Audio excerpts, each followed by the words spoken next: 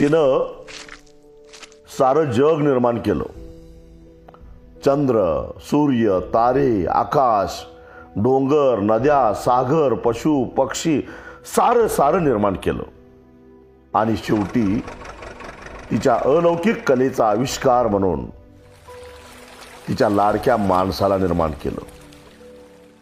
त्याला खेळायला विज्ञान नावाचं खेळणं दिलं. ते हाताळायला मेंदू नावाचा एक अधिकचा अवयव दिला. आणि इथंच घात झाला. ते तिचं लाडकं लेकरू स्वतःला तिचा धनी समजायला लागलं. तो स्वतःच्या हव्यासापोटी सृष्टीचेच लचके तोडायला लागला. अरे अरे माणसा, तू वेडा का खुळा रे? सृष्टीपुढं माणूस पाला पाचोळा रे. हे कसं तुझ्या ध्यानात येत नाही? तिनं निर्माण केलेलं जंगल तू तोडलंस.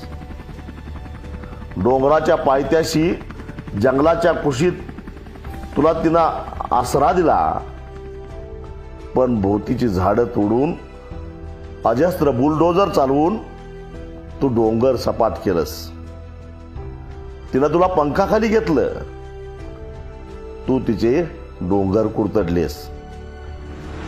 तिनं निर्माण केलेल्या सागराला मागं हटवण्याचा प्रयत्न तू केलास. तिनं स्वच्छ आकाश निर्माण केलं होतं. धुराच्या नळकांड्या हवेत सोडून तू ते काळवंडलंस. तिनं तुझी तहान भूक भागवण्यासाठी नदी निर्माण केली. त्याच्या काठावर घरटं बांधता यावं म्हणून टेकड्या निर्माण केल्या. पण तुझा हव्यास वाढला. नदीच्या दिशेनं खळखळत येणाऱ्या ओढा नाल्यांना तू कमी लेखलंस. तुझी हिंमत एवढी वाढली की तिच्या पदरालाच तू हात घातलंस. नदी पात्रात ऊस लावत गेलास. तिनं तुला होडी दिली. पण तू त्यावर पूल बांधत नदीलाच आव्हान दिलंस. ती आता संतापली आहे. भोग आता कर्माची फळं. नद्यांनी अकराळ विकराळ रूप धारण केलंय. समुद्र कॉन्क्रीट जंगलांना तडाखे देतोय. हिन्नग वेगाने तुझ्या दिशेनं येतोय. डोंगर एका फटकाऱ्यात तुला गाडत निघालाय. तिचा राग तुझ्या एकट्यावरच आहे. पशुपक्ष्यानं तिनं काहीच केलेलं नाही.